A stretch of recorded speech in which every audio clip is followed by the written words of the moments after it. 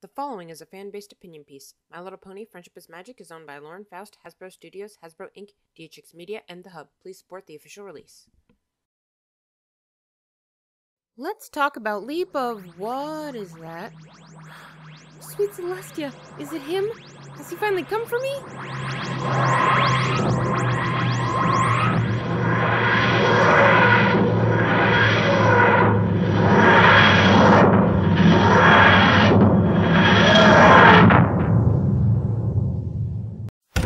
Hey!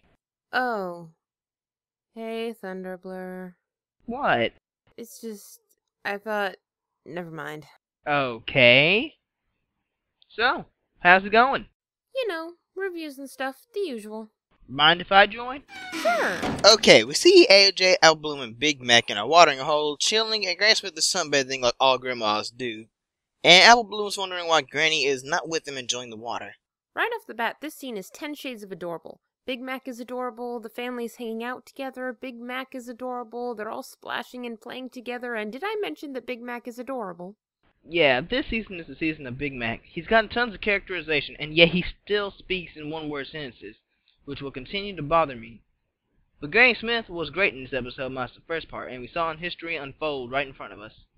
It turns out that on top of everything else that Granny Smith has done, she also tried her hoof at high diving. Apparently her bad hip wasn't just the result of years of apple bucking, but of a failed attempt to break a high diving record. Now she's afraid to even go in the water. This is promptly followed by the most adorable Jaws fake out ever.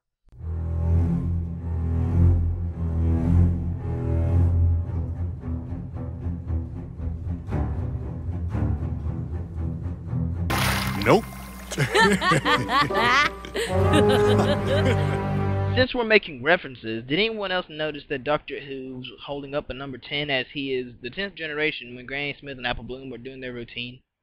I was more focusing on the Doctor being the pony in the Flim Flam Brothers poster with all the question marks around him. Kinda reminded me of Sylvester McCoy. Also, I think the Doctor was overshadowed by Lyra in that scene. But back on track, we see the Apple family catch sight of a large group of injured ponies heading towards a circus tent. And rather than question why on earth there's so many injured ponies in Ponyville, Applejack instead wonders where they're all going and follows the music to our good friend the Flim Flam Brothers. This episode is filled with great development, and it was even more awesome when the Flim Flam Brothers were reintroduced. I know they're bad guys, but they're still some of my favorite characters. Even the stallion they paid to do the fake accident thing was great here. They get another song here, and while it's not quite as good as Super Speedy Cider Squeezy 6000, it is still pretty good, and it definitely gets the point across. Applejack discovers that the tonic is a fake and calls them out on it, but was guilt-tripped and didn't tell anyone. AJ, why would you do that? Phillies and Genitals, I present to you AJ the liar. Not only did she lie, but put her own grandma's life in danger. I mean, come on, who does that? AJ is the worst example of honesty, but then again, this is a key episode. There is such thing as a white lie. Granny was feeling genuinely better than she probably has in many moons, and Applejack didn't want to take that away from her. She wanted to see her grandmother get life back into her bones, but was always there to make sure she didn't get hurt. Until she looked away for 2 seconds as Granny falls 6 stories, but that's not the point. Also, you skipped one of the most important parts of this episode. What? Big Mac takes off his horse collar. I didn't think it was possible for him to look more adorable, but... aww. Also, best... No.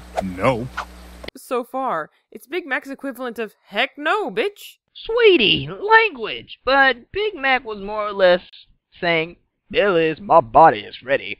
As usual, Big Mac is the eye appeal when Mare's on around. Anyway, so after a brief talk with Shill, Applejack realizes that even a white lie can be damaging to others as well as herself. And after a quick bungee jumping trick from Granny Smith, she admits to lying in front of the whole town.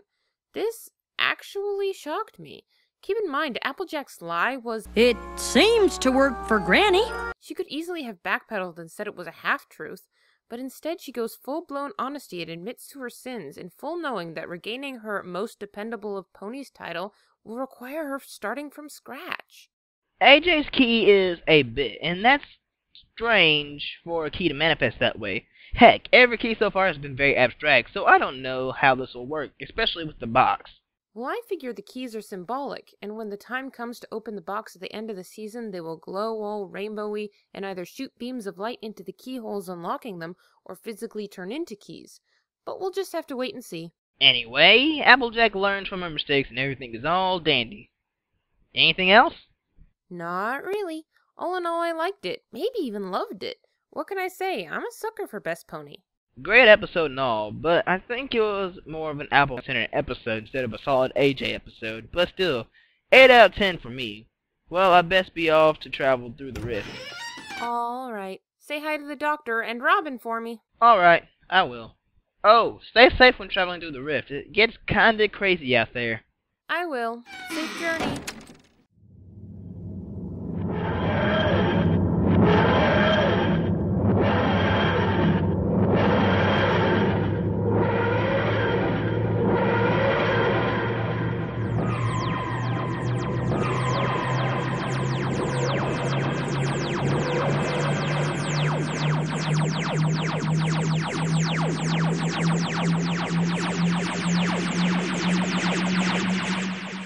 One day.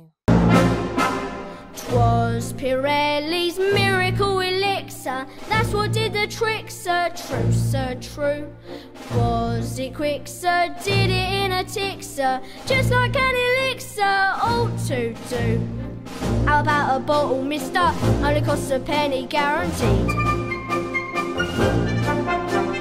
Does Pirelli stimulate the growth, sir? You can have my oath, sir, 'tis unique.